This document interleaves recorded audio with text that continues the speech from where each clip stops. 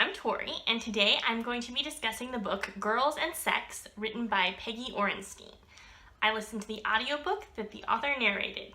So, as far as I can tell, Peggy Orenstein is kind of a columnist writer who writes for different publications about issues relating to parenting and women's issues and raising girls in American society today.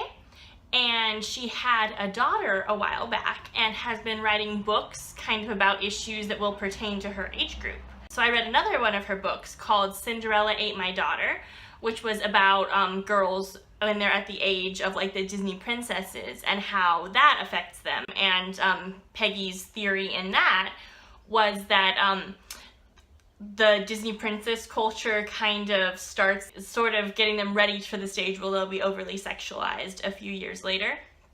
And so now she's written this book, Girls and Sex. It came out in 2016, and it focuses more on issues facing girls who are in high school and college. So this is sort of a parenting book, but instead of talking about directly, this is how you should handle your daughter, it more asks questions about our society and how we treat young girls. So I really like everything I've read from Peggy Orenstein because she's really thought-provoking, and I agree with some of her opinions and disagree with others, but I like hearing the opinions I disagree with too because she's really gotten me to think about them, and I can articulate why I disagree with her. And so I think that's a really good thing.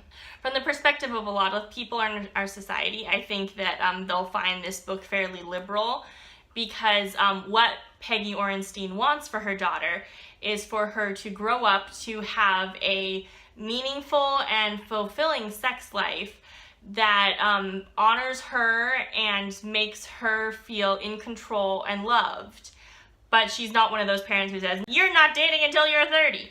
So I think a lot of parents will shy away from it for that reason. That being said, this book is definitely written from the perspective of a concerned parent whose daughter is about to become a teenager and who is very afraid of all the things that could happen to her daughter and therefore views society with a lot of fear and anxiety. When Peggy Orenstein wrote this book, she says at the beginning she interviewed about 70 different girls, and she spoke to girls in high school and college, and so she admitted that it was a small selection pool and that the girls were self-selected. They had agreed to talk to her, but she did try to get as well-rounded of a perspective as she could on these different girls. She tried to get different socioeconomic backgrounds, different races, different sexual orientations, all different perspectives on being a young girl in today's society. But I did feel like she focused a lot on the girls who really like to party, and she talked a lot about high school parties and college parties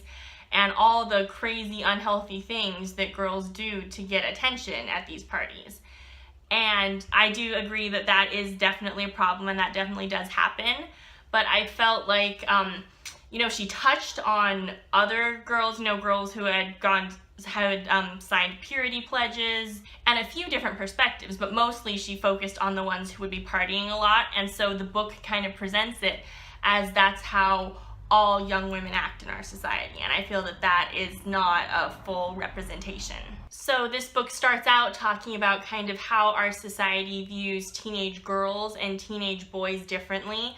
I believe the opening chapter was about dress codes, and it talked about how some schools will give like presentations and talks about how girls need to be careful about how they dress so they don't distract teenage boys. And so then there were a lot of interviews with girls who said, this isn't okay, I should be able to dress how I want to express myself, and it's not my problem what boys think of me. And the author agreed with that to some extent, but she also felt like society was pressuring girls to wear these clothes and that they wouldn't have dressed the way they chose to for themselves. And so that was one of the first things that I disagreed with a little bit, because she asked a girl, how do you know if you're dressing for yourself or for someone else? And the girl said, well, I don't really know how to explain it. And the author said, well, then I guess you don't know. And I think that's unfair. I think just because you can't articulate that doesn't mean that it's not perfectly fine to just dress how you want for yourself. The book did talk a lot about things that are expected in our culture in like heterosexual dating environments where girls are expected to do a lot of things that puts themselves in the power of guys. In college, apparently, she said a lot of the fraternities are the ones who have the alcohol and host the parties. The sororities charters don't allow that, so the girls have to go to the fraternities, and they're in clothing that's a lot harder to get around in, and they have to, if someone's driving, the boys will be the ones driving them. So she talked about how girls put themselves into guys' power a lot, and how they don't have and the situation sets them up for not a lot of self-control. And it can just be a little bit of a imbalanced situation.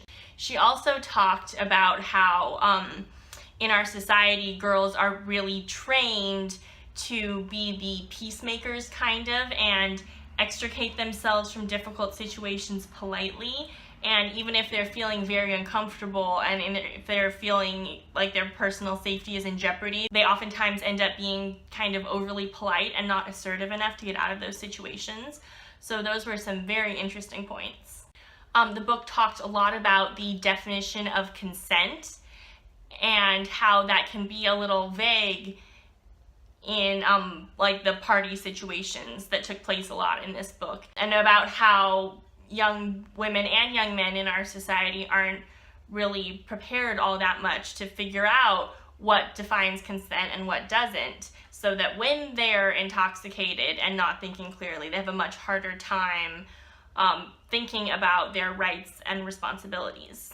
She talked a lot about how awful the sex education is in America, and how it doesn't even have to be scientifically accurate always, and that there's a lot of negative feelings surrounding it, and that a lot of teenagers and young adults feel like they can't talk to their parents and ask questions. And so then they aren't prepared for the situations they put themselves in. So I'm really glad I read this book. It made me think a lot about the emotional state of young girls and young men in our society when they're interacting in a romantic context. And I think this would definitely be a great book for parents of teenagers to read, to kind of just give them something to think about. Even if you disagree with everything she said, it's interesting to kind of think about what parents and children are comfortable talking to each other about and what experiences they want to have. I also thought, as someone who's closer to the age of the kids in this book than the adults, this would be a good book kind of for younger people to read, to kind of think about how they view the world and what they expect from a relationship. Overall, I liked this book a lot. It was very educational. I do think that the book had sort of a pessimistic view about dating in our culture for young people, and Peggy Orenstein definitely had some legitimate concerns. And I think that these are definitely good things to think about, but that it's also important to remember that there are lots of positive experiences out there too, and it's important to be aware of the negative experiences and be careful about them, but also be aware that some good things do happen too, and it's not the end of the world, and that society isn't crumbling into chaos. I thought this book was very thought-provoking, and I would definitely recommend it.